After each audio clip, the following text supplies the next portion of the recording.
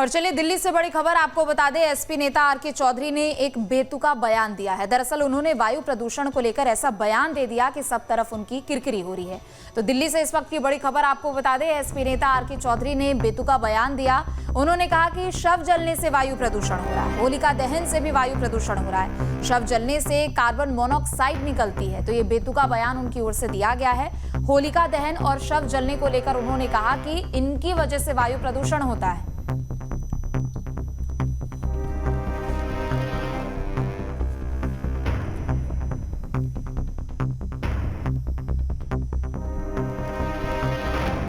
तो बड़ी खबर आपको बता दें, आरके चौधरी ने बेतुका बयान दिया है। एसपी नेता आरके चौधरी ने कहा कि वायु प्रदूषण की वजह है होलिका दहन और शव जलना। उन्होंने कहा कि शव जलने से कार्बन मोनोऑक्साइड निकलती है और ऐसे में वायु प्रदूषण उससे होता है।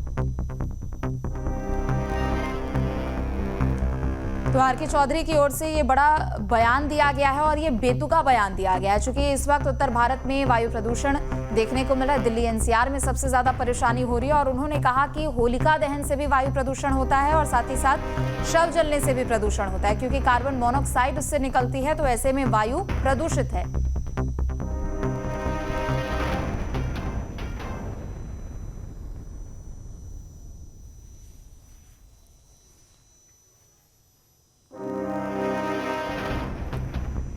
तो दिल्ली से बड़ी खबर, एसपी नेता आरके चौधरी का ये बेतुका बयान। 5 करोड़ स्थानों पे एक साथ होली दहन होता है, उससे कार्बन डाइऑक्साइड निकलता है, ऑक्सीजन निकलता है और नई ऑक्सीजन का खपत होती है, कार्बन डाइऑक्साइड कार्बन मोनोऑक्साइड निकलता है, उससे नुकसानदायक है। तो कहीं ना कहीं हमारा जो देश है वो पर्यावरण पर बहुत गंभीर नहीं है। जो सवाल आपने पूछा है तो सही, लेकिन मैं तो विस्तार से बता दिया कि हमारा देश कार्बन डाइऑक्साइड और कार्बन मोनोऑक्साइड को खत्म करने के लिए बहुत ज्यादा गंभीर नहीं है। तो आप कह रहे हैं भाई, जब और उसका इंतजाम है, लाश जलाने के अलावा भी तमाम चीजें होती हैं, उसे करना चाहिए। आखिर कार्बन वो जो लाशें जलती हैं या होलिका जलती है, बात धर्म का नहीं है। तो किस गैस से खपत होता है और कौन गैस उत्सर्जित होती है, निकलती है, वो अगर मनुष्य के लिए हानिकारक है या जीव जंतु के लिए हानिकारक है, बंद करना चाहिए उसे।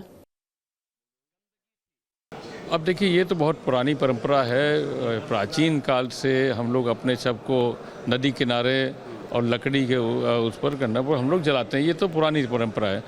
आज के नए तकनीक में शहरों में क्योंकि इसका ज़्यादा हो सकता है, इसका प्रदूषण माना जाता है, मगर आज के नए तकनीक में एक वैकल्पिक व्यवस्था भी है कि उसको इलेक्ट्रिक के माध्यम से रखा जाए। और यहाँ पर लखनऊ में तो चलता ही है, कई जगहों पर और बड़े बड़े शहरों में, महानगरों में इसकी व्यवस्था की जा रही है। पर पुरानी पारंपरिक तो तरीका तो हम लोग का वही है जो नदी किनारे जाके करते हैं। और चले वक्त एक छोटे से ब्रेक का।